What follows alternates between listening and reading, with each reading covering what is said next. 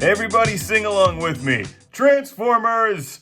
Fighting for freedom over air and land. That's not the song, but this is the first issue of The Transformers.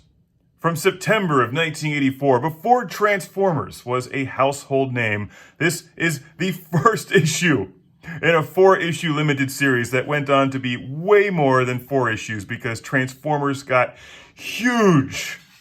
The cartoon was big, the comics were big, The Last Starfighter was awesome. And this is a great book for fans of Transformers. Even if you're familiar with the Transformers story, it's good to read this because it's really detailed.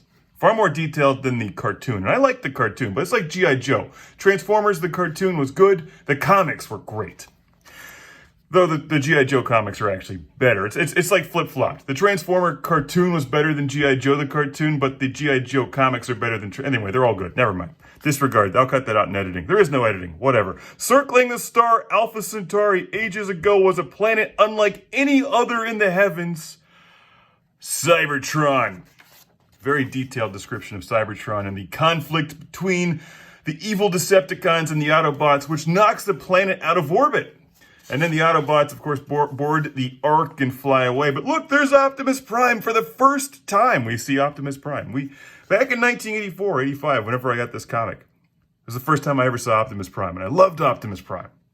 I had this chance to get the Optimus Prime action figure, but I went with Shockwave because, Shockwave. I love the Optimus Prime cover here.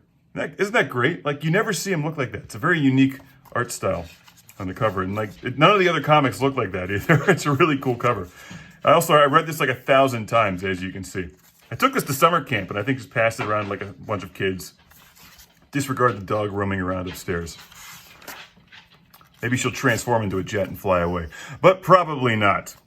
There's the Ark. The Decepticons invade the Ark. We all know the story. And they crash land this thing onto Earth, where it lays dormant for, a couple million years in a volcano that erupts. And the art's really nice, actually. I like the art in this book. Super duper old school Transformers comic art, but I like that. I like the modern Transformers comics too, but they're really polished, the new IDW ones. This is just classic 80s.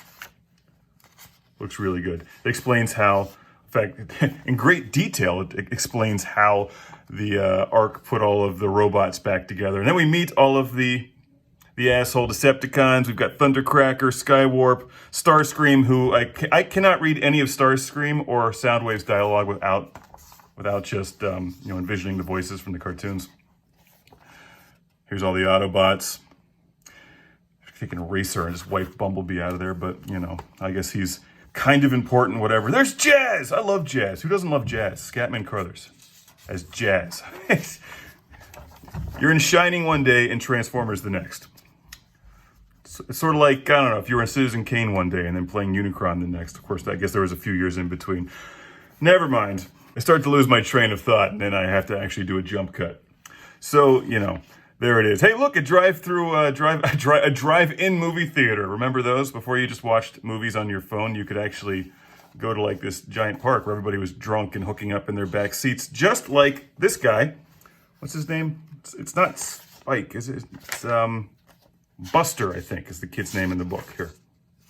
Buster, yeah, that's right. Okay, it's Buster, who's got some sweet, puffy, like Luke Skywalker 80s hair.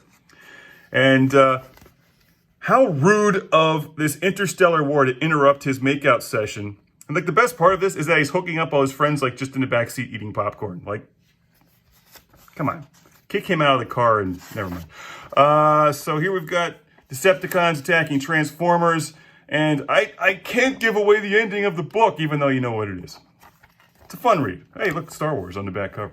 The early Transformers books were great, the first 30 or so. Then like G.I. Joe, they started to get a little bit silly after a while. But I love the Transformers comics. And this is a great introduction. It's obviously harder to find this book in mint condition for a low price, but a banged up copy won't cost you too much. And there's also a bunch of digital options available out there.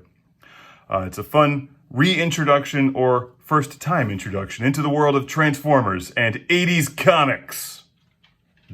Thanks for watching. I just love the cover of this one. He just looks so menacing. Like, Optimus is a good guy, but he doesn't really look like it in this picture. Maybe that's why they never drew him like this again. But I think this is really cool. I like that one.